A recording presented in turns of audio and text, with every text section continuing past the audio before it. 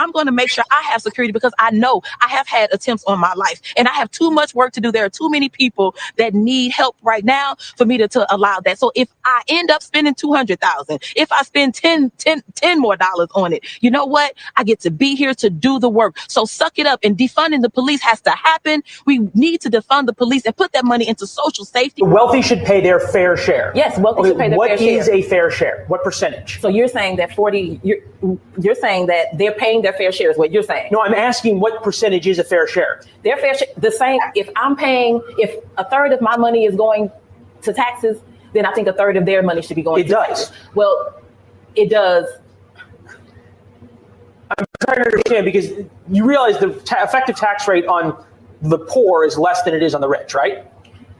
Okay, so first of all, I'm not the poor. I'm very close to that line, but I'm not the poor. Okay, so the effective tax rate on the middle class is less than it is on the rich, correct? What fair share would you like to change the tax rate to on the wealthiest, what percentage of Americans, so it's a fair share? So let's say the wealthy 1% could pay, let's say if they paid, let's just give them 45%. Now, what you just saw right there was former Congresswoman Cori Bush. You may or may not be familiar with who she is, but Cori Bush was a radical left-wing extremist libtard who was a member of what became known as the Squad. See, in 2018, a group of far left extreme progressives, they Bernie Sanders disciples, they were all elected. And all of these people were people of color. And they're supposed to lead in the new generation of Democrats. But what they've done is brought in the new generation, or should I say, brand new generation of far left extremism that has alienated and split the Democrat Party. I won't even say in two, because now to be considered a moderate Democrat, they think you're a far left right-wing MAGA extremist.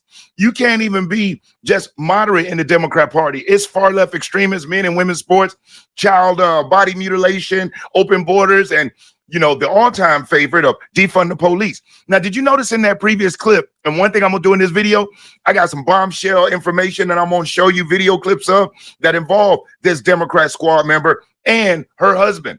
But more than anything else, did you hear at the beginning of that clip that she was talking about her spending for security? You see, Cori Bush was brought up and investigated by the DOJ in January of 2024 for allegedly illegally ciphering funds to her husband as her protected security. She was paying him over $100,000 a year, from what I understand. Now, I may have to check on that, because I've heard some people say it's illegal, and then I've heard people say it's just unethical. Either which way, it was severe enough for the Department of Justice to investigate her, and they found out that she did it.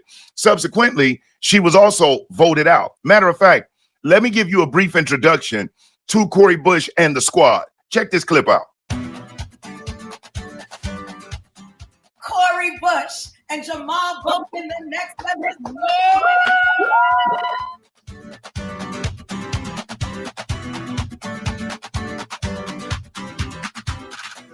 I can't let you go. She's looking at herself on television right now.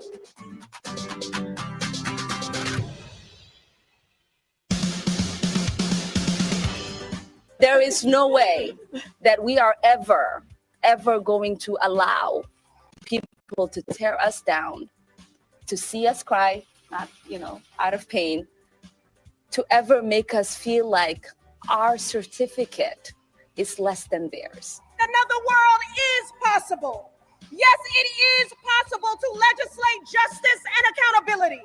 People over profits, joy over trauma, freedom over fear. Yes, it is possible to write budgets that actually value Black lives. It does not matter how much I disagree or how much it incenses me or how much I feel that people are dehumanizing others. I will not do that myself. I will not allow people to change and create hatred in our hearts.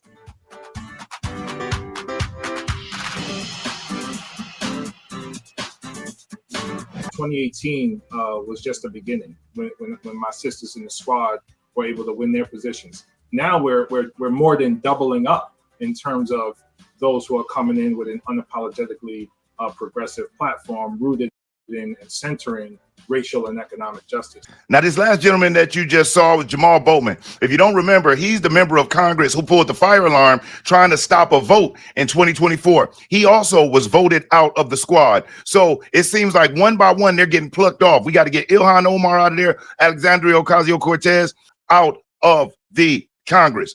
Now, in this next clip, I'm going to give you a little bit more examples of who Cori Bush was, and then I'm going to get into this bombshell story about her husband and what he did and what he may be going to prison for. Check this out.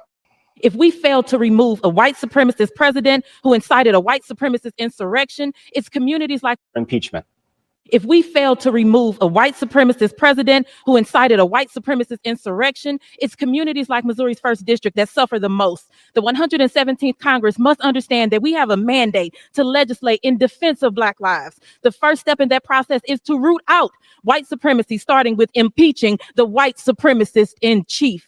If you're enjoying this video, do me a solid. Hit that like button, because I will never ask you for a cash out and I will never ask you for a super chat. But you hitting that like button, that is currency, because it helps spread the video around. And if you aren't subscribed to the channel, subscribe. On the Real Politics Podcast, that's what we do. Talk real politics. And once you subscribe, just hit that notification bell and select all. That way you'll be notified when I upload new videos.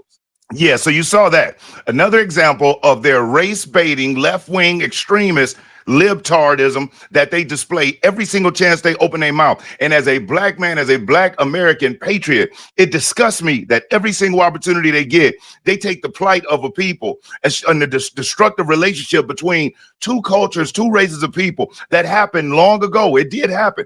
And there was still frictions and growing pains along the way. But you bring it up to present day, and there's no issues between white and Black except the ones that the Democrat Party try to make. As a matter of fact, I can remember back in 2006 and 2007, sitting with friends of mine who were white guys and white ladies, and we would all talk and say, man, you know, can you see how everybody's getting together now? Everybody's mixing and blending a lot better. People get along. Nobody was even talking about race like that. But then Barack Obama takes office, the most divisive president in history. He comes in, and next thing you know, we thinking it's 1935 again in Southern Mississippi. And it's not.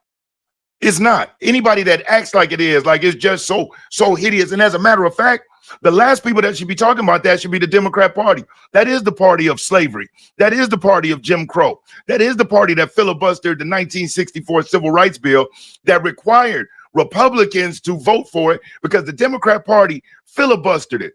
They refused to vote with the Democrat president for civil rights for African Americans. The Republicans did it. But what happened, since Lyndon Johnson was a Democrat president and the media, the lamestream media, even then was an extension of the Democrat Party, all of the props and the credit got sucked up by the Democrat Party. Look at what they do in the media now. And if it wasn't for X and everybody having cell phones, just how misled would everybody be? Remember what happened in 2020? They had people believing Hunter Biden's laptop was fake. Joe Biden was perfectly competent and sane. They even convinced people, almost some of the people, that Kamala Harris was Black. And that's through media, with us being aware, and with the lamestream media losing its power, with Hollywood losing its power.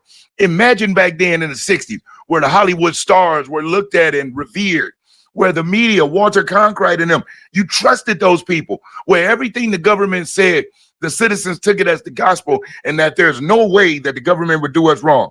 But now we look at the JFK files, we now know the government was involved in unaliving President Kennedy. We look at Joe Biden and Kamala Harris, we know that the media lied and misrepresented us on that. So they hijacked the Civil Rights Bill and became the party, so to speak, of civil rights. Let it be told, John Kennedy hadn't done anything for civil rights at all. As a matter of fact, Richard Nixon actually came in and did more for Black people legislatively than any of those Democrat presidents. But hey, they won't say anything about that. They'll call Nixon a racist because of a couple of recorded phone calls where he said some things that weren't favorable. But when it came to legislation, unlike Joe Biden, he didn't legislate to hurt us. He legislated to help America, which in turn helped Black people. Look at Joe Biden, the co-author of the '94 crime bill, but yet everybody walks around acting like he's the most civilly liberal person around, and he's not. But we need to cut the racial division, and Cori Bush being gone is a great first step. Jamal Bowman being gone is a great second step. Next, we need AOC and Ilhan Omar out of there. But let's check out this clip where it goes into what's going on with Cori Bush, her husband, and their freedom. Check this out. former Congresswoman Cori Bush's husband, has been indicted on 2 federal counts of wire fraud. According to court documents, Cortney Merritts filed fraudulent applications seeking pandemic funds, one with the Small Business Administration in 2020 and another 2021 under the Economic Injury Disaster Loan Program. Combined, the DOJ says those applications allowed him to collect more than $20,000 in government funds. U.S. Attorney and former Missouri Republican Party Chair Ed Martin announced the indictment. Now, let me ask you, looking at that couple, do you think he got in it? He married her in 2023. You think he did that because he thought she was going places and she was a congresswoman? They had just met like a year prior. That's not some long-term relationship at all. You think he was in it for the money and the juice? And let's see how long the marriage lasts now that she was voted out and that income just dropped significantly. And her effectiveness as far as a Democrat fundraiser, they wouldn't touch her with a 10-foot pole spewing out all of that venom that comes out of her racist mouth. But let's get into what this Fox News story says. It says, husband of former squad rep Cori Bush charged with wire fraud linked to COVID relief funds, Department of Justice. Bush allegedly paid her husband from her campaign funds while she was in Congress. That's that investigation we spoke about. And I'll read some of this, not the whole thing. The husband of former U.S. Representative Cori Bush, a Missouri Democrat, has been charged with defrauding the government after allegedly accepting $20,000 in payments from the pandemic-era Paycheck Protection and Economic Injury Disaster Loan Programs, the Justice Department said. Cortney Merritts, 46, of St. Louis, falsified details about his purported businesses to obtain loans from the Small Business Administration in 2020 and in 2021, federal prosecutors said Thursday. He was charged with 2 counts of wire fraud. And right there you see it says Cori Bush's campaign pays $17,500 and more to her husband, bringing his total to $120,000, new filings show. That's how much she paid the man out of taxpayer money. That's him and her. Think he's in it for the money? Mr. Merritts intends to plead not guilty to the charges, Merritt's lawyer, Justin Gelfin of Margulis, Gelfin and DeRuzo and Lamson said in a statement, as with any indictment, this is only the government's version of the story. We look forward to litigating this case in federal court in Washington, D.C. Merritts repeatedly applied for business loans for a company he said he operated while also allegedly misrepresenting his revenue and number of people he employed, authorities said. Man, the PPP thing been catching them up. But look at this crap. We got this race-baiting, left-wing extremist libtard that did everything she could to bring all types of turmoil to the country, tried to impeach our president, wanted to defund the police, supported open borders, was one of these pro-Palestinian nutbags that was on the congressional floor wearing Ukraine flags, and then got obliterated and demolished in her reelection. And now she's out looking for a job. And you saw those other squad members, all Bernie Sanders disciples, all far left-wing extreme libtards that will destroy our country if they ever got their hands on the wheel. And you got AOC out campaigning with Bernie on the Stop the Oligarchy tour. And it just shows these people's level of arrogance and ignorance. The average person does not have any clue what the heck an oligarchy is. They don't. But the Democrat Party, with all of their, sophistication, even though AOC was a bartender, not knocking bartenders, but don't act like you're just this super high class person because y'all are throwing out big words that nobody understands. All it does is make their messaging ineffective. When the people talk about Trump, but he speaks where the common man can understand. It doesn't make the common man ignorant. It actually makes the common man intelligent because they're looking for the simplest way to get the message across. Anybody using really big words and way more words than need be to explain something is getting ready to try to rip you off. And that's what the squad and the progressive part of the Democrat Party. I don't even want to call them the Democrat Party anymore. They're the progressive party, the left-wing extreme libtard party. That's what we call them, the libtards. But hey, if you've been watching with me this far, thank you so much. I greatly appreciate you being here. And as always, if you haven't already, like the video, share this video, subscribe to the channel. And I'm Brian Maxwell saying I look forward to seeing you at the top. Over and out, y'all.